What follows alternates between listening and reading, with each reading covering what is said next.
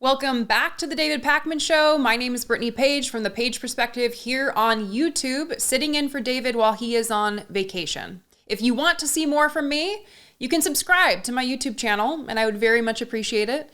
You can follow me on Threads, Twitter, Instagram, at Brittany Page, if that's your thing. So there are just facts of life that we can all agree on.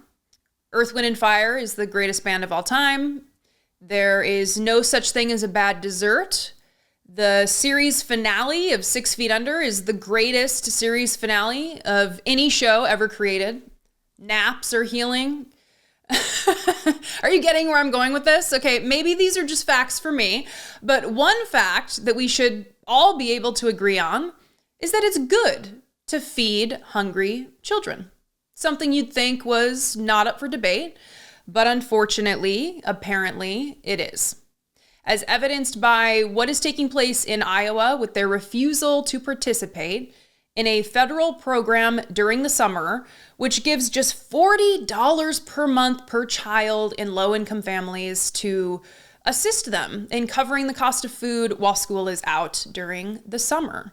According to reporting from AP, quote, the state has notified the U.S. Department of Agriculture that it will not participate in the 2024 Summer Electronic Benefits Transfer for Children, or Summer EBT program. The state's Department of Health and Human Services and Department of Education said in a Friday news release, quote, federal COVID-era cash benefit programs are not sustainable and don't provide long-term solutions for the issues impacting children and families. An EBT card does nothing to promote nutrition at a time when childhood obesity has become an epidemic, Iowa Republican Governor Kim Reynolds said in the news release. You know, why don't we ever hear about how the almost $1 trillion annual budget for the Pentagon is not sustainable, especially as they continue to fail audit after audit after audit, 6 years in a row, by the way. It's only when it comes to investing in improving people's lives when we hear this argument. When someone wants to create a robust social safety net, they start asking, is it sustainable? It's only when we're talking about providing necessities, providing children with food. Iowa doesn't have the highest child poverty rate in the country, by the way. That would be Mississippi, with 26.4% of children living in poverty. But Iowa is not in a position to be turning money down for hungry kids when they have a child poverty rate of 12%. Now, states that participate in this summer food program have to cover half of the administrative expenses. And according to the news release, that would be about $2.2 million in Iowa. And it's important to note, Iowa ended 2022 with a budget surplus of $1.91 billion. Yeah.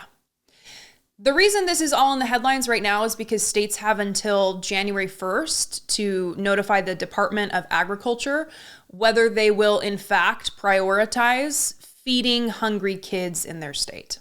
And Iowa isn't alone. Nebraska has also decided to make it clear that feeding hungry children is not a priority.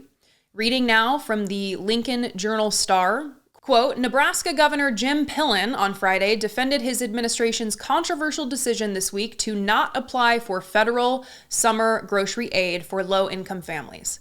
The state's Department of Health and Human Services notified the legislature this week that the state does not intend to participate in Summer EBT, a new federal program that would give $120 in EBT benefits to students who receive free or reduced-priced lunch at school. The program would provide about $18 million in benefits to be distributed to about 150,000 low-income children in Nebraska who experience food insecurity in the summer months. The state, which has until January 1st to apply the aid, would have to foot about $300,000 annually in administrative costs. And you may be wondering, does Nebraska have a ban on abortion? Is Nebraska a state that forces the birth of children it then refuses to invest in and support? And the answer is yes. Nebraska has a very restrictive abortion ban, banning abortion at 12 weeks and later, in addition to placing obstacles in place like counseling and a waiting period, which, as we know, only delays care and increases the risk. that someone will then be forced into a period beyond 12 weeks and be unable to obtain an abortion. And listen, I definitely have a soft spot for this because I was raised by a single mom. I remember very clearly depending on food stamps for food, getting free lunch at school. I was raised on the very welfare this Republican Nebraska governor denounces. And my success is absolutely in part due to this investment. I got a Pell Grant to help me through college and grants to help me in graduate school. I would not be where I am today without these investments. So this is personal for me, but as we know, and as I know David Pakman's audience knows, anecdotal evidence is just that, anecdotal. The reality is that research shows the importance of investing in our kids. Looking now to the Center on Budget and Policy Priorities, quote, SNAP can help families afford a healthier diet, reduce the stress of not being able to afford adequate food, and free up income to spend on medications and other basic needs.